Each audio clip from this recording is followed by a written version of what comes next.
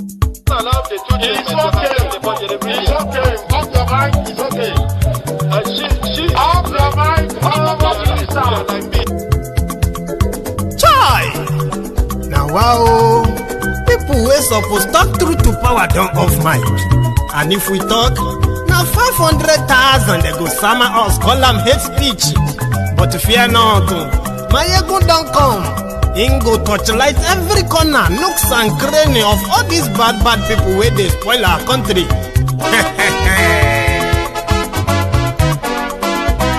So my people make we laugh, oh, yo. My ego don't come, oh, yo. My people make we shout, oh, yo. My ego don't come, oh, yo. My ego don't come, man of the masses, oh, yo. My ego don't come, oh, yo. My ego diary politico, yo. My ego don't come, oh, yo. This one not the off in mind, oh, yo. My ego don't come, oh, yo. And in the touchlight every corner, oh, yo. My ego don't come, oh, yo. Okay, some people be they holla say they want the power. Chai, them be promise us say we go get light and power. Nah. Them hustle sote they can't get the power. But now they know they do anything with the power. Every day, dollar just they get the higher power over naira. Still them talk say make we off mind. But thank God say my ego don't come. So my people make you laugh, oh, yo. My ego don't come, oh, yo. My people make we shout, oh, yo. My ego don't come, oh, yo. My ego don't come, man of the masses, oh, yo. My ego don't come, oh, yo.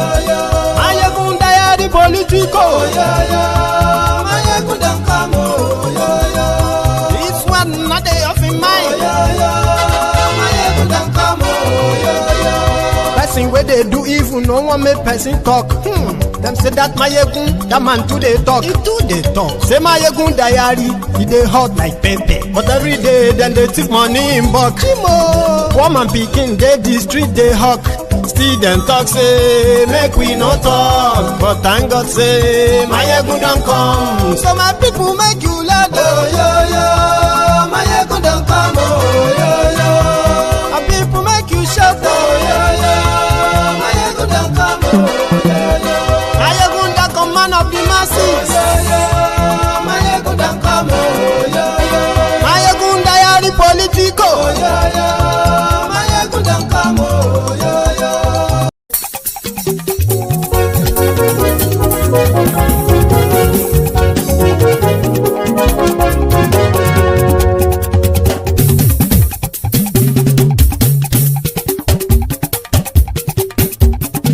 Mayegun la wa mo la mo dododo. Mayegun diary na ibi number 1. Mayegun la wa mo la mo dododo. Mayegun diary na ibi number 1. Mayegun ti dé o ọ̀rẹ́ ará ìlú. Mayegun diary na ibi number 1. Lórí Facebook, lórí YouTube. Mayegun diary na ibi number 1. Gbogbo bó ṣe ń lọ ni Mayegun já wa sí. Mayegun diary na ibi number 1. Àṣírí ọ̀jẹ̀lú kì í bò níbẹ̀ o. Mayegun diary na ibi number 1. Bó bá ṣe eré àní Mayegun máa wí. Mayegun diary na ibi number 1. Ó sì tún ṣe eré wàá gbọ́ níbẹ̀ o. Mayegun diary na ibi number 1. Mayegun diary politico. Mayegun diary na ibi number 1.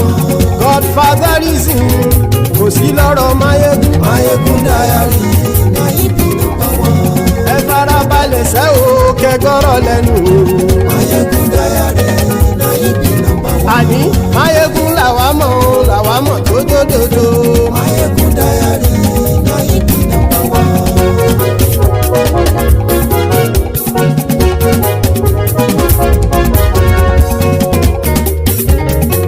Àní ẹ̀sùn ràkì. Mayegun ti dé. Mayegun ti dé. Ọ̀jẹ̀lú ẹ̀sùn ràkì. Mayegun ti dé. Àní ẹ̀sùn ràkì. Mayegun ti dé. Lórí Facebook. Mayegun ti dé. Àní ẹ̀sùn ràkì. lórí YouTube àní ẹ̀sùn lájú bọ́ bàbá gbé wúrẹ́ àní ẹ̀sùn lájú ijó ìgbádìyẹ àní ẹ̀sùn lájú pẹ̀sìdó bá rúfin o àní ẹ̀sùn lájú. Hello there, brethren. Good morning to you, good afternoon to you, and good evening to you from wherever you are joining us. It is Mayegun live. And welcome to the Temple of Truth. Another segment or another session here. After reading the caption of the broadcast, please do read the description as well, okay? And then like the broadcast, share it. Invite your friends, invite your not so friendly friends. Tell them to join us, right? And tell them that Mayegun today. So we are starting with the screening of Tifnumbu's ambassador designates, where the likes of Reno omokri, as well as for Food Kayode and others, went through the supposed Senate screening today. So from the report, they are all meant to be confirmed. And some of them were told to take a bow and go. Yakubu Mamood, the immediate past chairman of INEC, also attended the screening too. In all today, right? It didn't just happen, not without its regular drama. When some of the screening senators wanted to ask personal questions, like independent, kind of like a probe, sort of like a screening, and others who were that of the APC were more or less like, no, let's just follow the protocol, this and that. The protocol is that they were meant to be confirmed, not really to be screened and screened. And Dume, who wanted to take a dig at Reno omokri, FFK, and few others, was also prevented from doing so. And that was the highlight of the drama.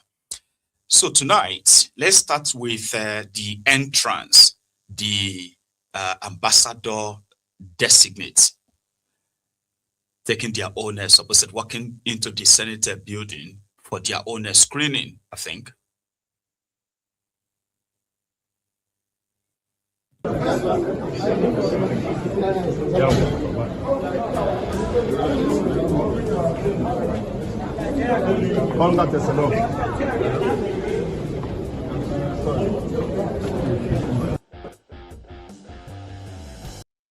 Ambassador designates includes the former first ladies of Ekiti, or your former governors of Abia, Enugu, and current serving senator from Ondo, and on like that, where but the kind of like the highlights that of INEC chairman, former INEC chairman.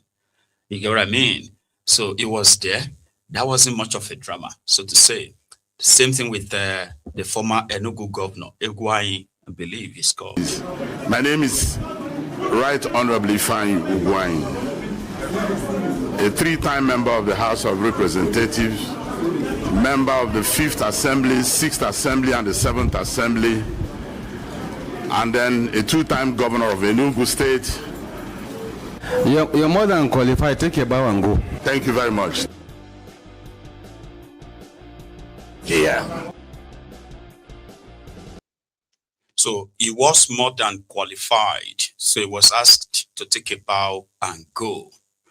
And I think similar thing was offered Mamood Yakubu, the immediate INEC chairman. My name is Mamood Yakubu, former Executive Secretary, Tertiary Education Trust Fund, TED Fund, and former chairman INEC.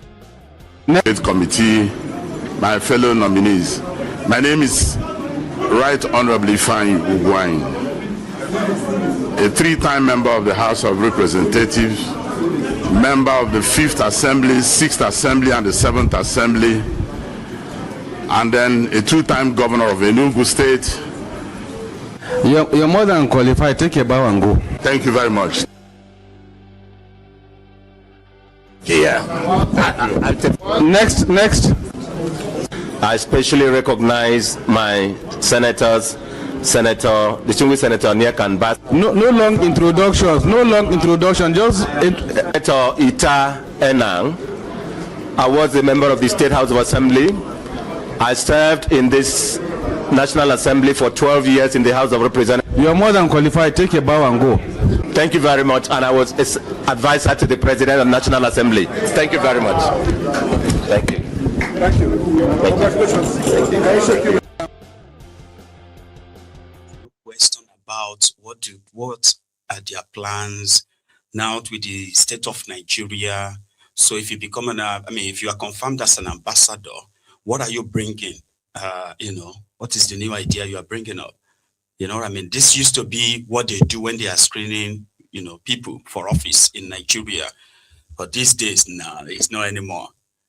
You are in the call loose era. Well, some of them did try to at least do their job, but at the same time, they were also prevented. That is the drama that took place. Eventually, they passed all of them. Don't forget that too. But not without this happening.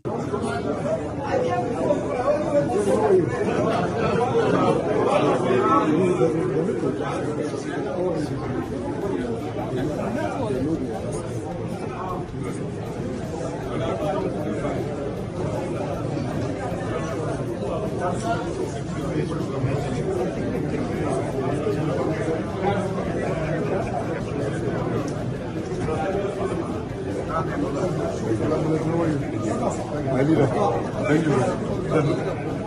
It's getting to go now. I don't know.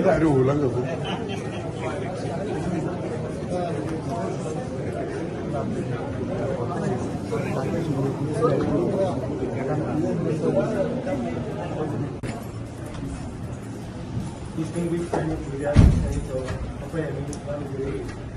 distinguished Chairman, Senate Committee on Foreign Affairs, Senator Stanford, and distinguished Deputy Chairman, Senate Committee on Foreign Affairs, distinguished members of the Senate Committee on Foreign Affairs, and distinguished senators from my state, Senator Ned Woko, Senator Joel Onowako, and Senator Ede Dafinano, the Special Advisor to the President of Senate Matters, Senator Bashir Rado, COS. My name is Reno. I was a Special Assistant to the President on New Media. I'm an author, and I'm glad to be here. Thank you for having me. Next. As the distinguished leader of the Senate, distinguished Chairman, Senate Committee on Foreign Affairs, distinguished members of the Senate Committee on Foreign Affairs, my distinguished Senator, Mr. Abdul Nengi, yes, sir. And the Special Advisor to the President on Senate Matters. Mr. Chairman, you have allowed me. Please protect me. Sir, let us conclude. Your time is going. Conclude. All right. Mr. Chairman, I think I needed to speak on this in the public interest. With particular reference to the nominee, Reno, because we cannot pretend we have not had stories. For me, there is no petition before the for me, look, this is for me.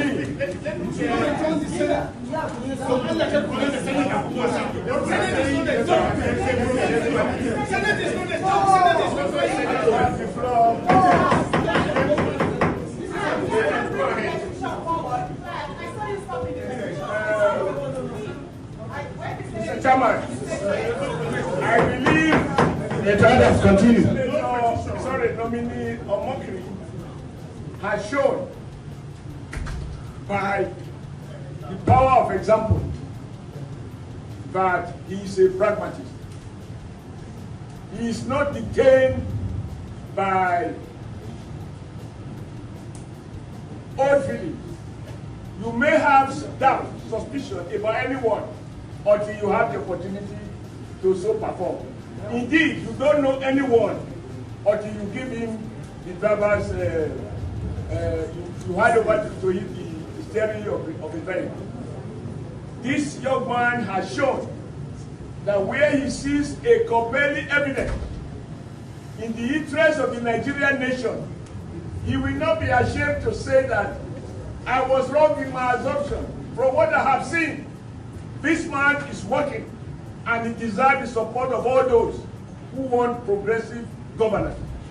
The second side of the argument is that we have a president. We have a president who has shown that by the power of the temple, the minimum requirement of leadership, and here I will proudly say I was a governor, which is a head of a subnational government. And so when I talk, those who are not the governors should listen. You have to have, Your Excellency, you have to have that large hand. You have to have, for me, President Bola Ahmed Tinubu has shown a real quality that the fact that you criticize me during the election, the fact that you abuse me at what time was Senator Adams, you made your point very clear. There is a motion. Senator Adams, you made your point clear. There is a motion in place. Any seconder. Let me conclude. The president has shown large heart. And he deserves to be commended because he's now a president of all Nigerians. We commend Mr. President. We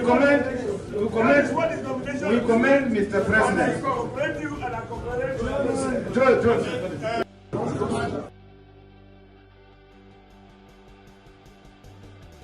In a nutshell, Adams Oshiomoole was there to root for Reno. And yeah, a lot of them have had probably distinct bite of Reno mockery mouth, so to say. And he swallowed all of that. All of that. Enough that he pretty much like turned to the usual that you can't really shame the shameless. So he's wrapped that up. He's met with Kolu several times. He's walked back on his own words. He's at his own, you know what I mean? So what is that motion about? I think it's simply about they should screen them individually, make them cuckoo, sure you get, so that they will be able to deal with Reno mockery. But while they were at it, Tinubu's main directive, his order, was that they should clear them. There are people who believe that by the time the Senate will release the list of all the confirmed ambassadors and the rest of them, they may drop one or two names. There are people who are expecting that, and there are those who believe that Tinubu just wanted to have Reno mockery for Food Kayode, the two of them to have a run until they wouldn't put their rejection on him. They will put it on the Senate, like that of El Rufaya, Kaduna Littlefinger. But I don't think that's the situation in this instance. So the Senate seems to have probably like learned their lesson. When I say the Senate, I'm talking about Akpabiole's Senate, right? Layamo has resurfaced though. A lot of people were asking, where is Layamo all this while? The grandmaster of deceit, the grandmaster of propaganda, gaslighting, lies. Somebody who is so legendary, right? That they said if you put 10 microphones in front of Laya Muhammad and give him just 2 minutes, Laya Muhammad would tell different lies. So all the 10 microphones within 2 minutes. Is a legend. Is somebody that a lot of people are, I don't know, like they get so mesmerized by how shameless somebody who is meant to be like a grandpa. True story. Even himself, he said his grandson, his own daughter's son, his grandson called him one day and said, Grandpa, why is everybody calling you Liamo? Just so you know that it's actually beyond, you guys, it's beyond somebody just doing his job. He is a legend that will tell so much a lie that even the journalists will be short of words of what to say next. Right? So he has resurfaced after 2 years or 2.5 years in the wilderness. He just published a book. I won't tell you the name. However, in that book, it's kind of like, as usual, eulogizing Boko Haram, how Boko Haram saved Nigeria, how Boko Haram is blah, blah, blah, as usual, right? Then they were asking him a few questions around the same Boko Haram's government, especially on the killings during the NSAS, that, you know, he did his best to help change the story. Also, the part where they had to ban Twitter in Nigeria. So here is what he had to say first about banning Twitter. This is the old legendary Liamo, for those who have probably not heard from him for a long time. Over things, for example, like the Twitter ban, which I believe is contained in your book, for which many Nigerians, you'd have to admit, never really forgave you or the Buhari government. And of course, the CNN controversy over the NSAS Lekki Toll Gate incident. Charles, exactly. This is what is in that book.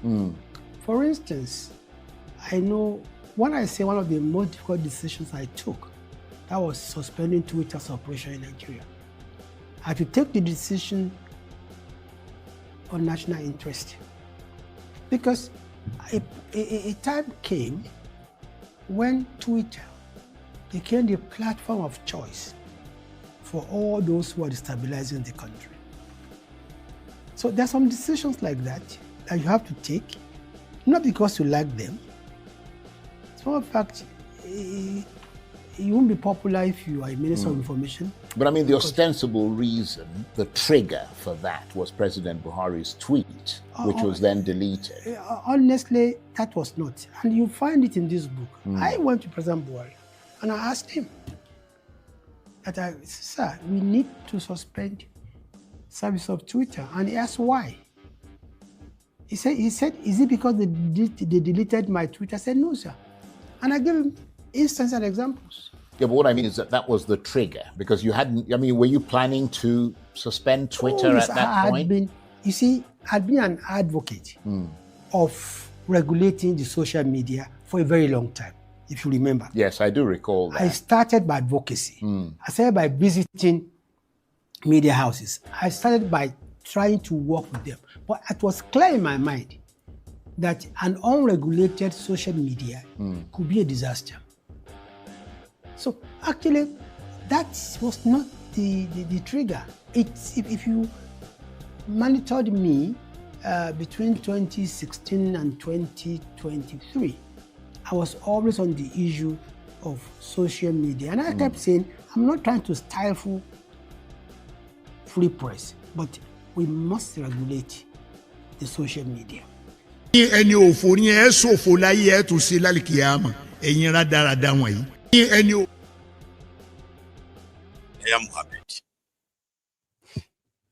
What triggered the shutting down of Twitter in Nigeria was simply because Buhari threatened the Igbos. Also, what he is saying about trying to regulate social media, again, as a quick reminder, after the change campaign of 2015 that so many people subscribed to, it didn't take people more than a year to realize that they were sold a lie.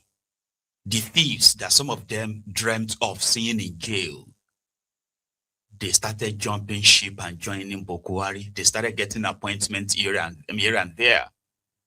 So disappointed, a lot of Nigerians who screamed for change turned to opposition. Like, I'm talking about expressing their rage and disappointment.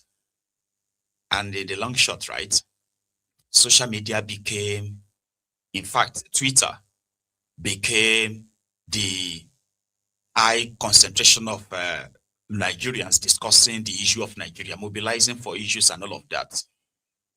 So the same people that use social media in 2014, 2015, they started saying, oh, we needed to regulate it. They were making laws to try to control what you post on social media. This man actually went about and was like asking the National Assembly if they could make laws that will make the social media more or less like a switch, off and on, that they could turn it off and turn it on anytime. All of that failed. Then you know what now triggered Boko Haram to threaten the Igbos that now led to the shutting down of Twitter in Nigeria? I'll tell you. The IPOB. The obsession that some of them have with IPOB today, that some of you can't really, you can't really understand. Why do they have this so much obsession? Why do they get triggered every time you mention IPOB? Even those who are non-Igbos, so including some who are Igbos too. Why do they get so triggered? It was because around that time, I can say the Nigerian Twitter, social media generally, was much controlled. Like you can say like about 70% conversation on social media Nigeria then was controlled by the IPOB and the Biafran supporters. It was that big, it was that massive. And all of that wasn't like a creation that just happened though. Boko Haram started it. They were tracking Nnamdi Kanu, who was broadcasting on his radio Biafra, broadcasting on social media. He was doing all of this when Jonathan was president of Nigeria. But not many people were really kind of like hearing or seeing what he was doing. Only kind of sizable number of people were hearing him that long. Jonathan's government did not see him as a terrorist or what he's saying, what he's doing, right? Boko Haram came, and yes, they tracked him down to Lagos the moment they realized that he was in Nigeria. In 2015, just about 7 months in power, bang, they kidnapped Nnamdi Kanu. Just like that. Many people who never really heard about him or what he's doing and all that, they started asking questions. Like, what did he do? What did he say? Why are they like, you know what I mean? Oh, he's talking about Biafra. And so that swelled Mazi Nnamdi Kanu's popularity beyond borders, beyond seas, lands, all over the place. So rather than demonize him, it then sort of like, rather than be demonized by all of that or criminalized by all of that, it became, a cult-like leader whose messages now resonate with a lot of people that never heard about him before. So that was how Mazi Nnamdi Kanu became the foundation of Boko Haram's ethnic, tribal, religious, murderous regime that happened to Nigeria. The worst so far. Maybe Tifnubu will break that, we'll see. So it was in that same breath that Boko Haram went on Twitter to threaten the entire Igbos. And what did he say?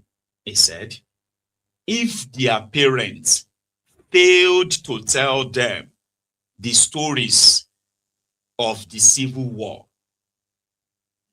Boko Haram will teach them the lesson in the language they will understand. He went on to say, the Igbos, the eastern part of Nigeria, is just dot in a circle that could be wiped off. Do you understand? Like, you have a dot in a circle, then you can clean it up. That's a genocide to say we can just kill 60 million people. Here you get now, because they're just dots. So yeah, if they provoke me. So long story short, Twitter asked Boko Haram and his handlers to delete that tweet. It violates, and you know why? Yeah, people reported it. Like, I'm talking about millions of people reported that post. And within hours, it it triggered national security conversation in Nigeria. True story.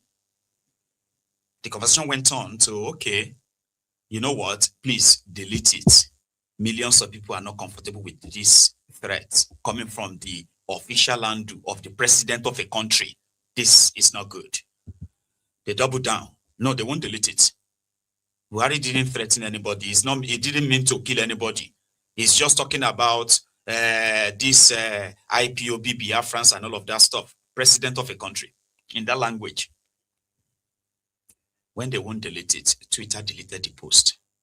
They deleted the tweet. And boom, they went into a straight overdrive. They ran mad inside the Aso Rock. They said that the IPOB they said those who are working in Twitter, they have their loyalty to the IPOB. Therefore, Twitter is a threat to Nigeria. It could break Nigeria. They said Twitter and social media, all these people, they want Nigeria to break. They were supporting Biafra. Hey, overdrive. In that paranoid, they forgot that millions of Nigerians are making their own living, legitimate living, on this same social media, on this same Twitter. They didn't care. They didn't care that even they themselves, in this day and time, this modern media, what do you call it? New media, they call it too, where you have hundreds, if not thousands of them appointed as social media advisors, this and that. This is the same social media they have been using as propaganda. They didn't care. All businesses and all of that running through, they didn't care. So they went on because technologically they could do that. Doesn't mean that people won't still use social media, but they would have to do so, pretending that they are somewhere else. VPN, it's called. They ruined people's businesses. They ruined people's lives simply because of ego tripping of Bokwari. That was the genesis. And of course, yeah, like I said, it wasn't just the IPOB who are very, very, very brutal when it comes to, defending everything or changing the narrative of so many of the lies that so many people used to throw at them. It was mental that time. But again, there were Nigerians too. Yeah, the one Nigerianist who have become so weary and, tired, disappointed, and they wanted something different. Some of them believed that election could still get rid of this people because if they could defeat incumbent president at the time, okay, through election, they could do the same thing and remove these people until they realized that they didn't actually defeat the incumbent president at the time. It was all part of the scheme, part of the plan. So the entire system is rigged. Election won't remove these people. What's going to remove them? A protest. So NSAS happened, where people are asking the government to do something about police brutality, extrajudicial killings and all that. And what happened after? They rolled out the tanks, guns. They shot down and killed thousands of people that they denied. But the centerpiece of the killings that got the world attention is that of Lagos. How did Oshiomoole express that in his book? It's like this. I don't think you want to read the book. And honestly, that pushback, I still stand by it. Nobody ever said nobody died during the NSAS. No, people died even in Abuja. They died in Lagos. They died in Kano. But what we were saying is that CNN was not at the toll gate. CNN relied on second-hand, third-hand information. As if we were there. And my argument and logic was very simple. If a man has a goat and the goat does not come home one night, he will go out and look for that goat. Now, 5 years on today, nobody has come to tell us that my son or my ward went to the toll gate, didn't come back. We never said there was no. People died in Adimosho. People died, many places during the NSAS. In fact, 37 policemen were killed. 6 soldiers were killed. It's what we kept making that, listen, NSAS was unfortunate, it was tragic, but that there was a massacre at the toll gate is fake news. And nuisance, Lele. He was the one shouting fake news. And that's how that's the way he speaks. That if you have probably low brain cell, you get what he's saying is going to resonate with you. Trust me, he has his own audience, especially among all these elderly, older people. Trust me, they believe him. Well, maybe not that much anyway, because some of them call him liar as well. We didn't say nobody died. Baba, they said nobody died. Right? We didn't say, we say it's at the toll gate. At the toll gate. CNN was not there. They are relying on third party. Now ask Layamo, was he there at the scenes where those people were killed as well? The one he accepted that, you know what? The reason at the time was just to try to protect a call or what later came out at the toll gate, right? So he is one of those considered to be an elders, the elders who sort of like dances on the grave of, the things killed by them, which means the future that they killed. Just to dance on their graves like that by trying to kind of like point fingers here and there and all that. But last, all the perpetrators, all the killers, none of them is brought to book. In fact, a soldier who bear false witness in Lagos, which indeed still got them indicted. There's a panel set up in Lagos that's still indicted the Nigerian military, Nigerian army, right? The Lagos state government, and so many others who participated in the old killings and the cover-up. Sure you get. But nobody was tried for anything. No criminal charges against any of these perpetrators. Nothing. So that soldier that bear witness, Taiwo something, right, in Lagos, just after the entire show and all that, right? Just about 2-3 months after that, he got promoted to an higher rank in the army. And that's the end of the story. So there was nothing. People who died. And when we say died, we are talking about people killed by the system. And the system still continue to kill us. Over a week ago in Ejiba, I sort of shared that with us on this platform. A CNS church that got attacked in Ejiba town in Kogi, Yagba West local government area. So, yeah. Do you know that nobody's talking about them? They've been in captivity, including their pastor. They've been in captivity now for more than 10 days. So we're grateful for those who got returned back in Kwara. But this one in Kogi, right? They are calling on the governor and the government, everybody, to please do something. Since the terrorists are now demanding for 100 million naira ransom. Yeah, this is why. Governor Ododo, one be Honorable Tosin Olokun, one be Honorable Sunday Karimi, one be Honorable Asiru Ijagbemi, one be Honorable Fanwo Kingsley, bẹ́ẹ̀ ni wọ́n bẹ Honorable Idris wípé kí gbogbo yín kẹ́ ṣàánú àwọn. Ọkọ wọn ni wọ́n gbé ní ilé ìsìn pẹ̀lú àwọn ọmọ ara wọn 6 yàtọ̀ sí àwọn ọmọ ìjọ èèyàn 14 òun ni wọ́n kó fún wọn. 7 nínú ilé àwọn nìkan, owó tán sì ń béèrè kò síbi tá a ti lè rí. Ẹ jọ̀ọ́, wọ́n kọ́kọ́ béèrè 500 million, wọ́n tún wá ń béèrè fún 200 báyìí. À ń bẹ ìjọba nìkan ràn wá lọ́wọ́, kò sí ohun tá a lè dá sí. Àgbẹ̀ ni bàbá ń ṣe pẹ̀lú pásítọ̀ wọn. Mọ̀mọ́ náà nǹkan pẹ́pẹ̀pẹ́ ni wọ́n ń tà, níbo la ti fẹ́ rówó yìí?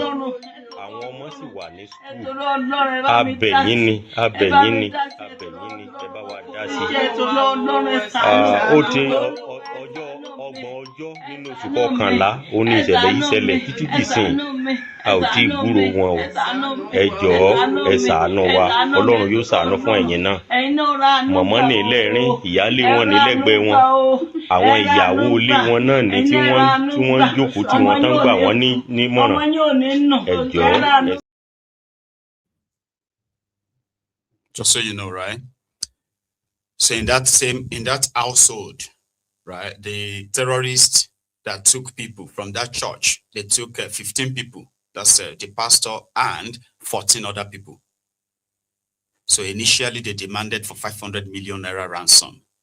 Now they have reduced it to 100 million naira. You see, in that household where that woman is there crying and she's been held, right? Seven among the 14 people taken were from that household. So that household currently have 7 of their own members or family members in captivity.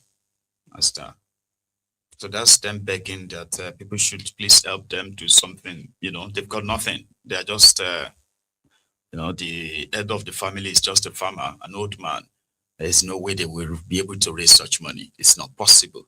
So they were calling on their, lawmakers, governor and others to please do something, because there's no way they will be able to cough out that money. It's not possible. And there's another man, Mr. Mogaji, whose video is currently trending as we speak. He's a teacher of one private school in Ogun State. The school is called the Vinecrest College. He's their computer teacher, traveling from Ogun State, Igberu or so, traveling from Ogun State to Abuja. And when they got to Kogi, the terrorists grabbed him. For him alone, they are now asking for 100 million naira ransom again. Also, this happened between yesterday and today. Just so you know. My name is Mogaji Adebanjo. I'm from Mamood Yakubu in Ogun State. I work with Vinecrest College.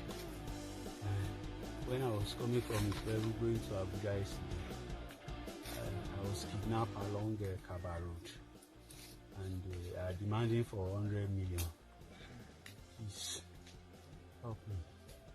I don't want to die. I have a pregnant wife and a 4-year-old son. Please, and an aged father. I don't want to die. Help me. Help me, please. Help me. We want 100 million. 100 million. Hey, please help me. I was caught yesterday. Help me, please. I'm from Imo Arigidi. In Ogun State, Imo Arigidi Akoko. Please. My name is Mogaji Adebanjo. I'm from. So that's Mr. Mogaji Adebanjo from Arigidi Akoko in Ondo State, but work with this school, Vinecrest College, as a computer teacher.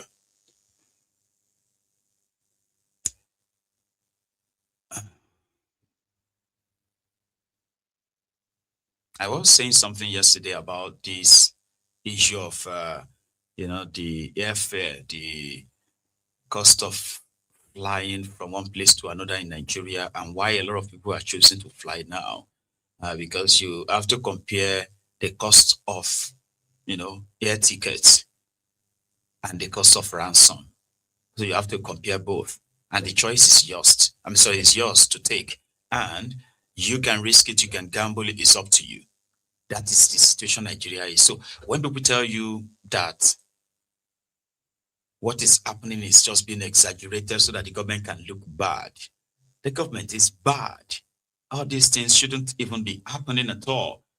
Now, in a country where traveling interstate is not safe, the likes of Bello Truji, they are still roaming and all over the place in their thousands.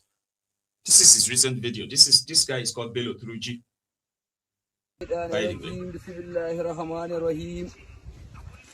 uwana musulmi muna muku sallama irin ta addinin musulunci al'ummar duniya da fatan kowa dai na cikin koshin lafiya. To insha Allah dai ga giwon nan ta sake tahowa ba sai na faɗa ba insha Allah. Sunana dai kowa ya sani ba ma sai na faɗa ba, sunana dai bari in sake nanatawa da wanda bai da gane ni ba sai ki da fahimta na. Sunana Muhammadu Bello Turji. Insha Allah ta'ala wannan faifan bidiyo za mu fitar da shi yau muna Alhamis 7 ga watan 8 shekara ta 2025. Insha Allah al'umma musulmi muna wa kowa da kowa fatan alkhairi insha Allah. To dama yan uwana musulmi ba wani abu bane. So characters like that are hiding in the forest that surrounds the country. And that is why if you ever feel like it is none of your business, like it doesn't affect you or something, it is because you're not paying attention. And some of you want to wait till it becomes like you become a direct victim. You don't want to be a victim, but denying it simply means that until you become a victim, you are likely never going to understand why a lot of people are holding the government responsible, that they should do their job. But you know why they won't, and why everybody will continue to be in that risk, because politics is more important to them than your protection.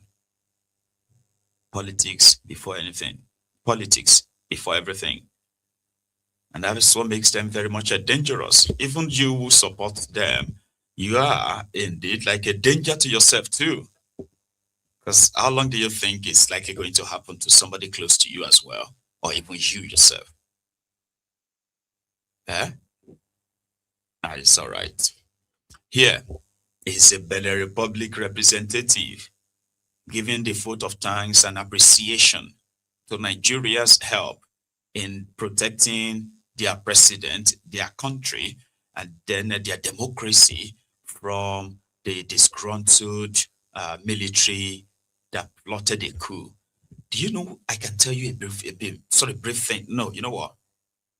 Listen to this first, so I can then tell you some background stories surrounding the coup that happened in, or that failed in Benin Republic. But here is a very grateful Bedinois, right?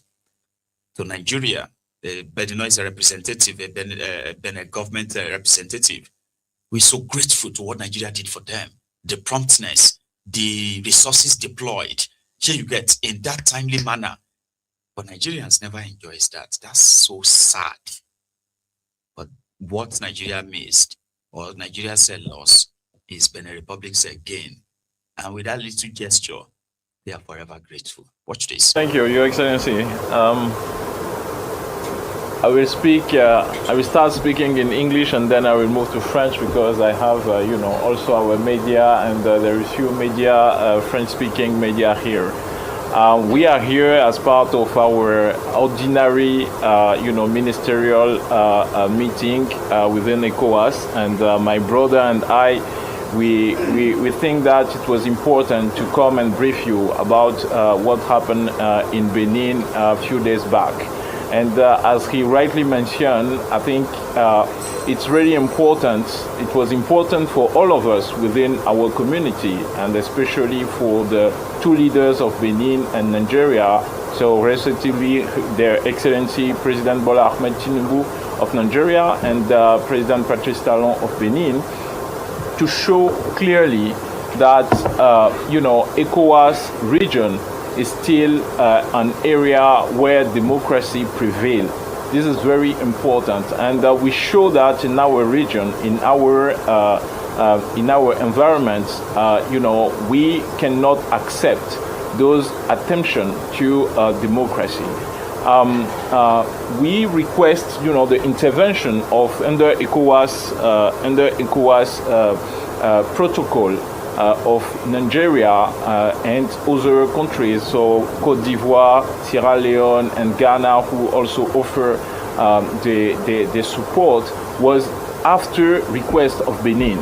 We request the support of our brothers and sisters, not because our army was not capable to do it, because actually, the loyalist force in Benin, they stop, the attention, and they gain back.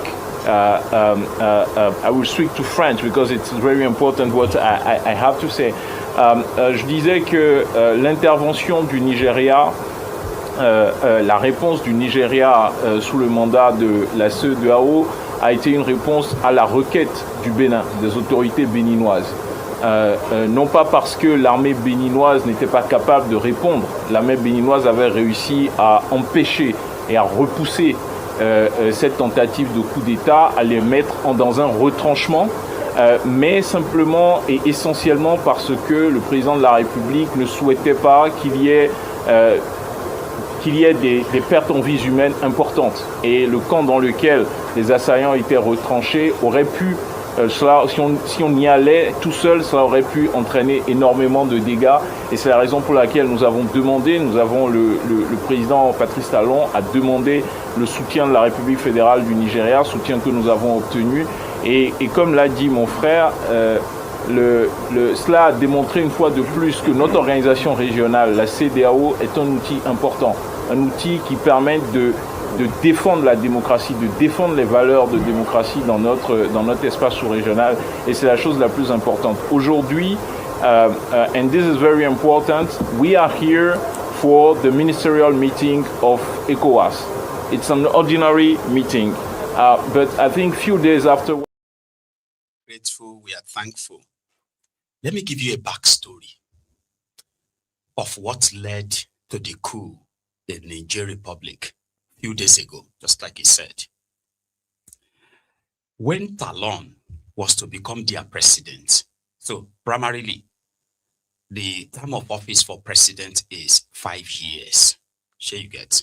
So when Talon, their president, wanted to run for office, it was like the Dangote of Benin Republic. He had money. He's a cotton magnate, is called. Like he's the biggest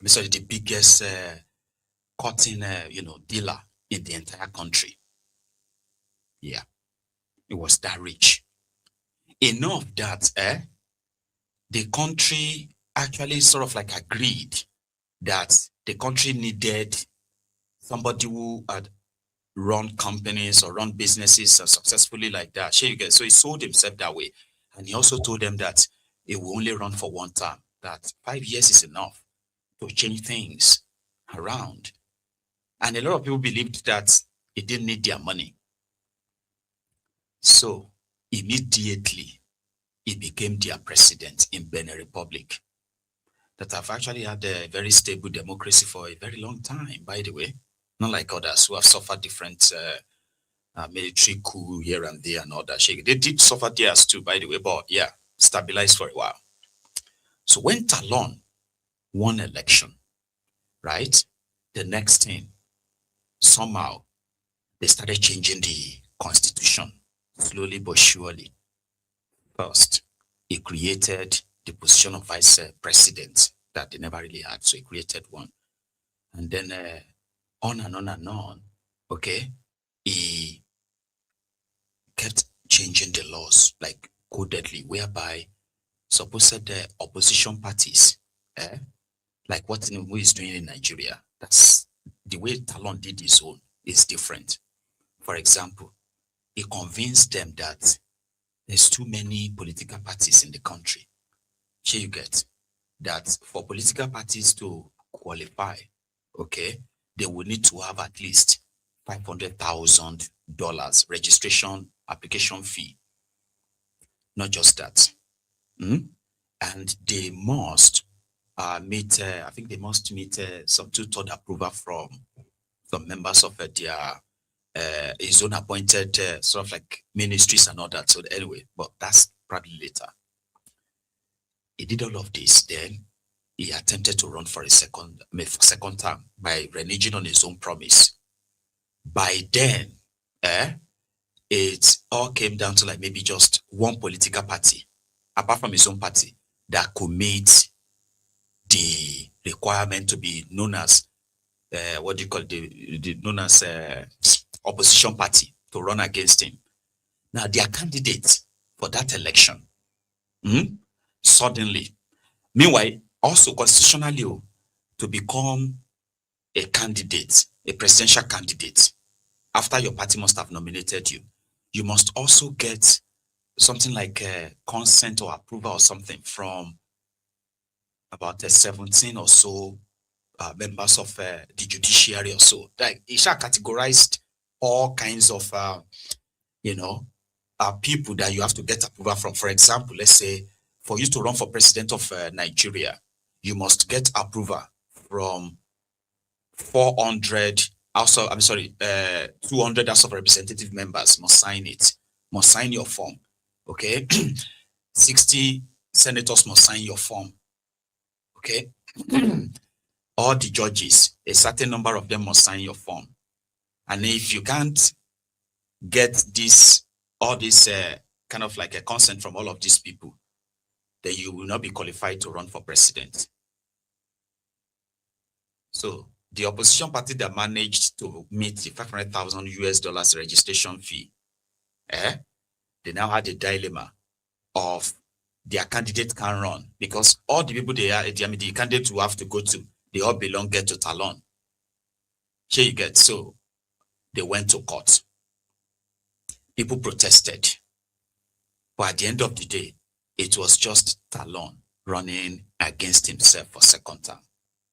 It got worse to the point that now they have now changed what is called their supposed, it's actually the National Assembly, I remember now. So his own party controls about 80% of the National Assembly. So for you to run for president, you will need to get the approval of at least 70 or 80 of them, of these House members, which you will never get. So when they went to court, the court didn't help. You get me now? Court didn't help.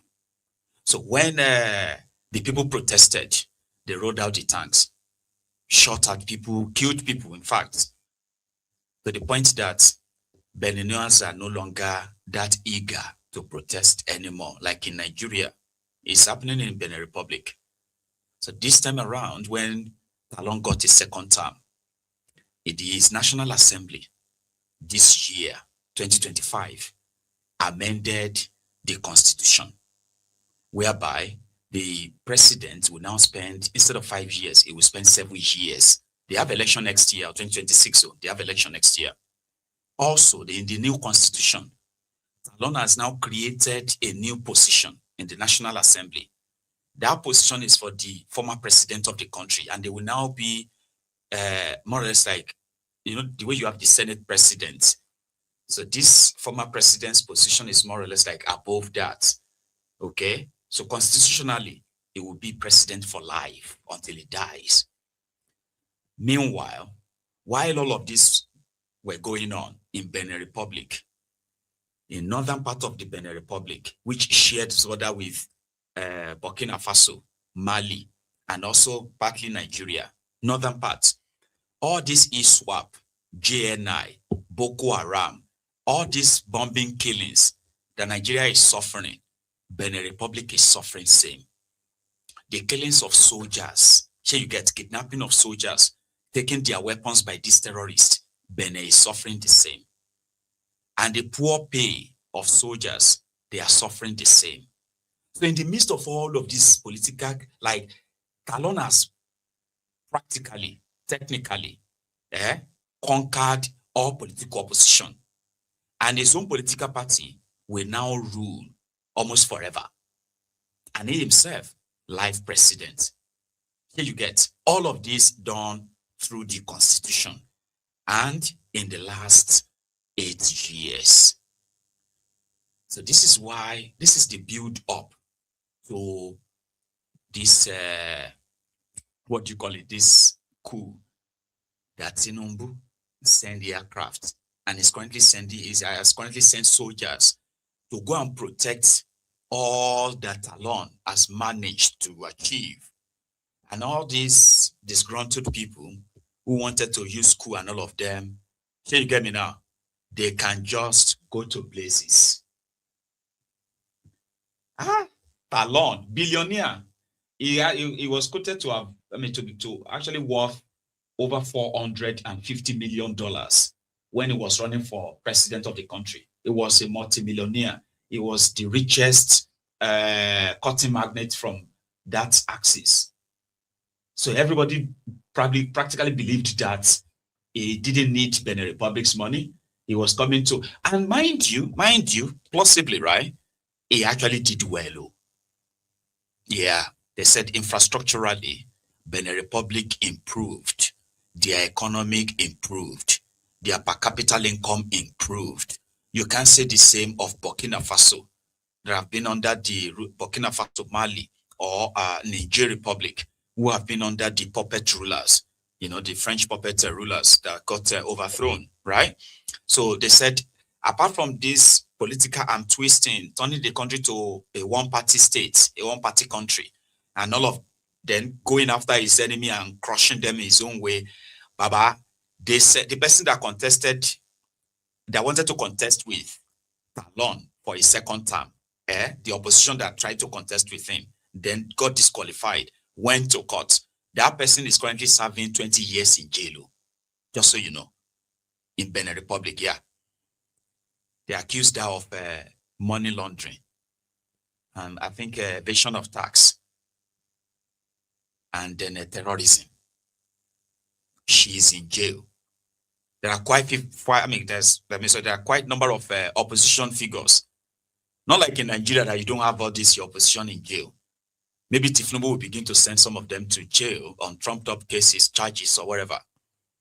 It's already happening. It's happening in Benin Republic, just so you know. So all of this kind of contributed to the reactions of the people when they first heard about the coup. You remember the reaction was that everybody was on the street like, yeah. Then all of that just died down when Nigeria sent aircraft, fighter jets to start bombing some locations. They did, though. And right now, you can't even see much of that in the news. And they will eternally be grateful to Tifnubu, because according to them, the fact that those fighter jets flew over several times across the country, right, sort of gave a signal that the coup didn't succeed, because the coupists, they left the president. They left the president. They went on to go and arrest soldiers, some senior military officers, but they left Talon. And that's how Talon got grip and got sent out a signal, distress signal to Abuja, and bang, Nigerian fighter jets were all over. Military, all of them were en route to Benin Republic. It was actually going to be a total kind of face-off, like what Tifnubu wanted to do in the Niger Republic when that guy got overthrown, right? Just like that, stand by. And then they came back to say it was like an arrangement under ECOWAS. Nah, it's not. You get?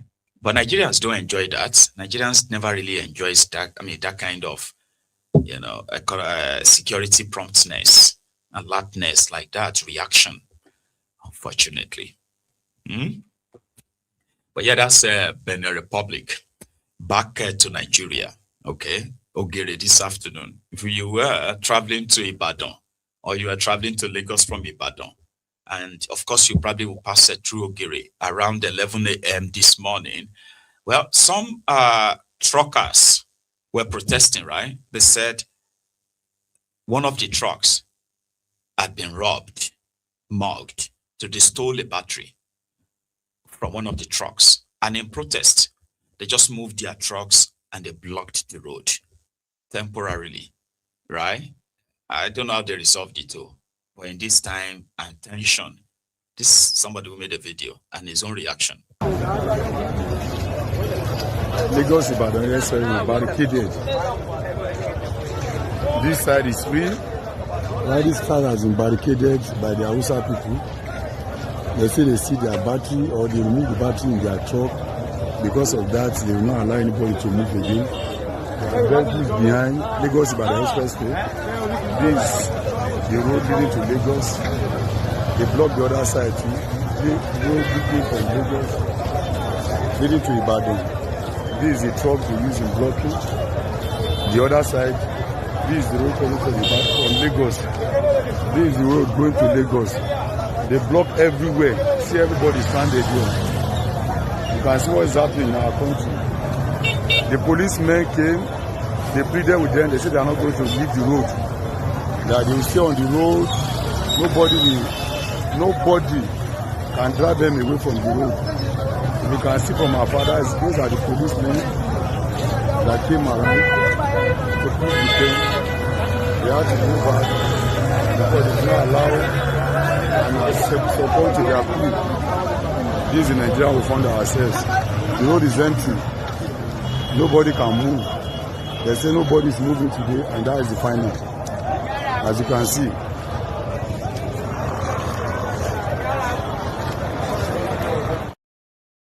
That will probably bring back some memories. Like, why would you, like, if you get robbed, all you have to do is to report to the police that you get robbed, and then call your insurance that you've been robbed, and then they can send the replacement, I think.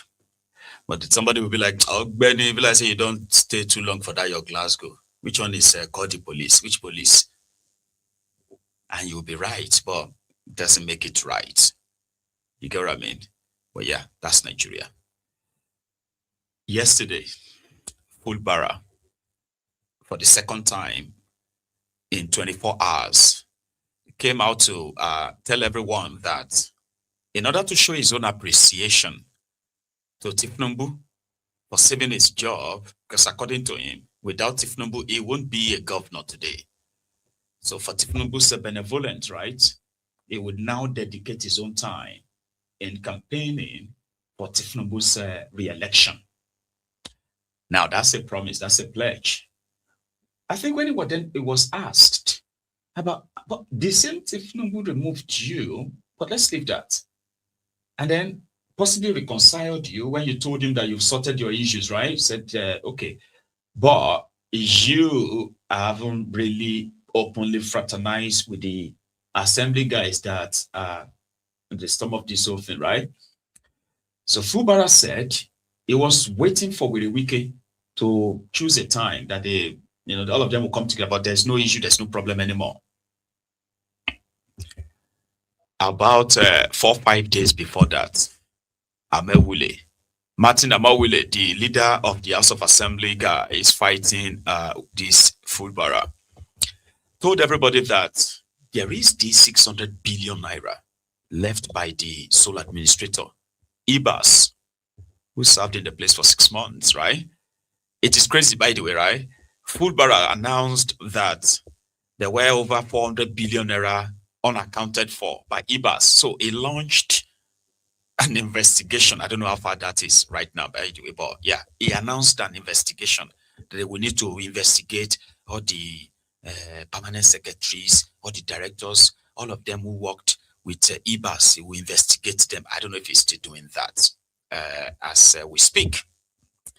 But there is 600 billion that Amawule claimed Ibas left, and Fulbara has been spending the money without the State Assembly's, input or appropriation, an allegation of mismanagement of money. But Fulbara kind of like want to play it down, like simplify it, as they normally call him, simplify Fulbara, to simplify it. But Amawule is having none of that. Although he already adjourned their own House of Assembly till January, I think. But he had to call a press conference this afternoon to further tell us that why Fulbara is a liar and shouldn't be trusted at all.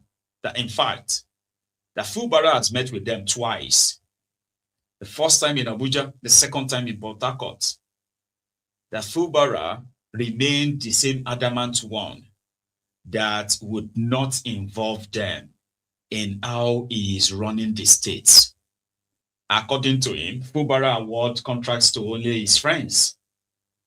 And he won't even include the State House of Assembly to appropriate this money, to know what is going to what. Same story, same time, right? Mind you, they are all in APC now. They are all supposed to be in the APC, the same party. But I told you, we haven't heard the last of this old drama. Everybody else, they could still kill themselves, honestly. But in Martin Amawule's press conference, right? I have a copy. Please watch. The governor has not come to us to tell us to present the budget of the state. He hasn't. In 2024, he spent with that appropriation law. In 2025, he was spending. Emergency rule was declared. Even after the emergency rule, we discussed with him in the meeting, saying, look, bring your budget so that we can take care of all you intend to do for the remaining part of 2025.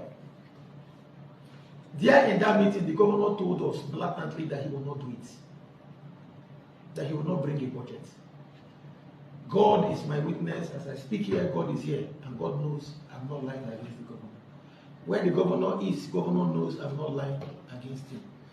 I shouldn't have brought all this to the fore because we're trying to see how we can mend fences and move the state forward. So we have kept mum hoping that the governor will do the right thing. From September, when we met with the governor, to this day, the governor has been spending without our approval, awarding contracts to his cronies, particularly those who masterminded the burning of the Riverside Assembly.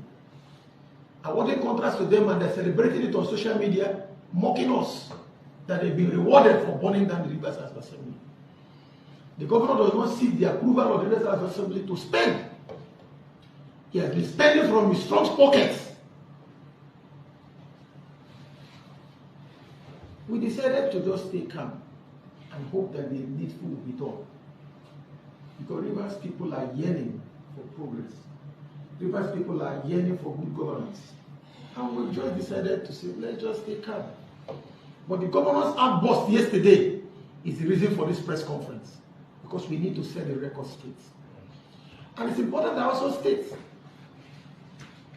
that the minister of the FCT, His Excellency Igwuanyi Sowike, means well for Rivers State. He wants peace.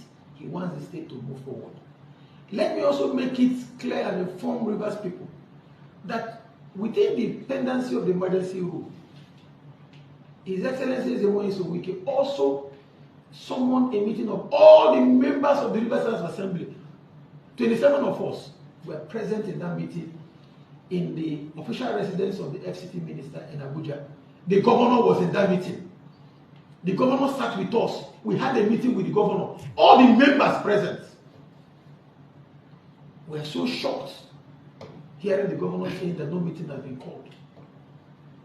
Let me also inform Rivers people that after the emergency rule, the FCT minister also caused a meeting to take place at the residence of Chief Alabraba in his residence here in GRA, Port Harcourt. We also had a meeting of the Elders Council. In that meeting, some members of the assembly, the principal officers, myself, I was in that meeting, deputy speaker was there, the leader was in that meeting. How many meetings have I mentioned? How many meetings does the governor want the FCT minister to call for him to do the needful? Is he 100? Maybe he will tell us how many that is required. It's so saddening. What we are saying today, this press conference is really not what we intended to do, because we have resolved, following the intervention of Mr. President, to sheath our sword, to allow peace to reign, to allow for good governance of the state. And that's why we said we won't be speaking to the press. Even when people are calling us, talk to the press, tell us, we said no, let's focus on our duties, because we don't want to heat up the polity. And that's the reason why we have kept calm. Even when the governor refused to bring the appropriation bill for the remaining part of the year, we say, okay, let's not talk about it. Here we are. They are spending. See what is going on. As we speak, we don't even know what he's doing. Let me also say that in that particular sitting where we passed our resolution and called on the governor to do the needful, recall that we also asked, or we informed Rivers people that we will go ahead to find out what transpired during the period of emergency rule. Part of what we have found out following preliminary observation, and I will state it again, is that the outgone administrator during the emergency rule left over 600 billion naira in the accounts of Rivers State. I'm saying it again. We know the exact figure. What the governor is doing, he has been spending it, boasting how he used the funds to divide the assembly, buy the members. The governor needs to know that Rivers State House of Assembly members are not for sale. Members are for sale. No, not at all. 27 of us will remain committed to the dreams and aspirations of the good people of Rivers State. We remain loyal to our constituents who have elected us. We are prepared to serve Rivers people, and we are doing that. It's our intention to do the needful so that Rivers people can benefit from the dividends of democracy. Governor's outburst and his new trend of disparaging the FCT minister will not help him. FCT minister is doing his best at the federal level in FCT. Look at the transformation going on in the FCT. Everything the FCT minister is doing is as approved by the National Assembly and Mr. President in line with the Constitution. Is that the case here? The governor does not need to act in a reactionary way just because of the report of the House Committee on Education.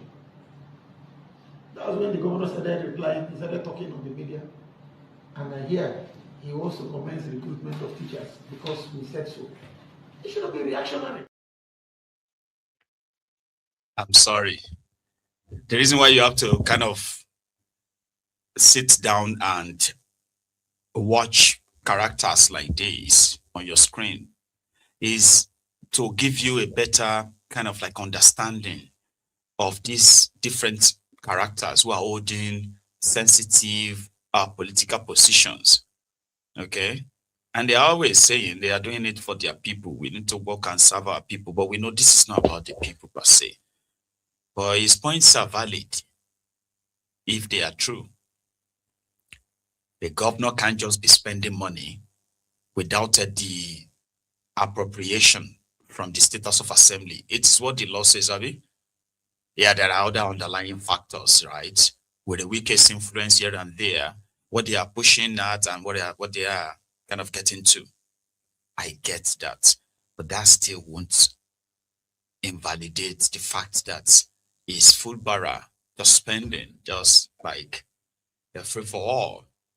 Is he beating them in their own game? I mean, he has offered himself to the service of Tifnumbu, and therefore he's going to expect Tifnumbu's protection. So is he outsmarting them, or they are all just playing according to the script that works well for Tifnumbu himself, their own boss, and these other guys? So many questions. I want you to watch another part of what he had to say, right? Watch this. He's still explaining for us because I need you to pick what he's saying, not how he's saying them only, okay? I mean, money and money. Because we all know that Fulbara should actually be in prison, just like Werewike. If Werewike's prison uniform is 3602, Fulbara's prison uniform should be 3603. I know what I'm talking about. If to say Nigeria is a real place. But here more. Even the one that says he's heading tough, every day he gives them money, they go to media, they go to all the television stations and be insulting us. It don't help him because all those things are not in the best interest of Rivers State because we know they are all sponsored. Those things will not help him. We are focused on service delivery to Rivers people. The governor needs to show leadership. He is the governor of Rivers State. His attacks on the assembly will not help him. The governor does not want to work with the Rivers House Assembly. We have a lot to talk about, but we don't want to go that way. We don't even want to talk about how the governor is related with us or what he's doing to the assembly. We'll leave that for another day. But the reason for this press conference is to debunk the governor's assertions. He's not telling the truth. We have been meeting with him, we have met with him. It is the governor that has failed to keep to the terms of agreement. He doesn't want to. This is not the first time we had agreed with him before he failed. Again, we have met. He doesn't want to keep to the terms. but to remain calm. The 10th River State House of Assembly will remain committed. Recall that in 2023, we started making arrangements to move to the All Progressive Congress. Immediately we started, the governor noticed that we have started making, he ran to the courts, sponsored people to go to the courts. Over 50-something cases at the state high courts, federal high courts, court of appeal, Supreme Court. He was carrying on spending taxpayers' money. Rather than using taxpayers' money to fund developmental projects, the governor was paying all the lawyers, all kinds of pedestrians walking into government to collect money against members of the Rivers House Assembly towards ensuring that our seats are taken away from us in the House of Assembly. But because we have God, all his attempts failed. But where is the governor today? The governor is in APC, and we welcome him to the All Progressive Congress. But Rivers people will not forget in a hurry how he was attacking us for merely saying we wanted to. Even though we did not, we didn't do the needful. We were not done. He didn't even wait for us to do the needful. Now we have done the needful. And more members, by the grace of God, we are praying, we are talking to them. So it's important I set the record straight. And it's important we say that all these unnecessary attacks, the governor does not need to be calling our names and talking about us every day. He should do his job. Read the Constitution very well and follow all that is in the Constitution. Everybody knows how bad things are in the state as a result of governor's inactions. We have said it, all these unnecessary outbursts will not help the state and it will not help the government. I'm going to stop at this juncture. I'm going to allow the Deputy Speaker, if he has anything to add, or maybe the Majority Leader, if he has anything to say, or maybe the Unity Minority Leader, if they have anything to add. I don't know if they have anything to add. I will ask them to add. But Rivers people, Nigerians, should know that everything we have said in terms of pursuing the peace in the states, we remain committed to all that we have said. We have enormous respect for Mr. President, President Bola Ahmed Tinubu, GCFR, for what he has done for Rivers State and is still doing for Rivers State. We remain committed to the renewed hope agenda of Mr. President. Recall that all 27 members of the Rivers House Assembly passed a resolution saying we will support Mr. President for his second term in office, irrespective of our party affiliations. We have said that already. And what we have said remains the position of the 10th Rivers State House Assembly. All those who are joining the APC are all welcome. Let them come and join the APC so that we can join forces and talk to Rivers people, so that we can join forces and support Mr. President, so that this country can move forward, this country can get to where we want it to be. We want Rivers people to benefit from the dividends of democracy. We want Rivers people to be happy. We are committed to it. We don't want rhetorics coming from the governor. His job is not to disparage us or talk down on members of the assembly or the man who labored so much to make him governor with our support. And of course with the support of God Almighty, because it's God that gives power. That will not help the government.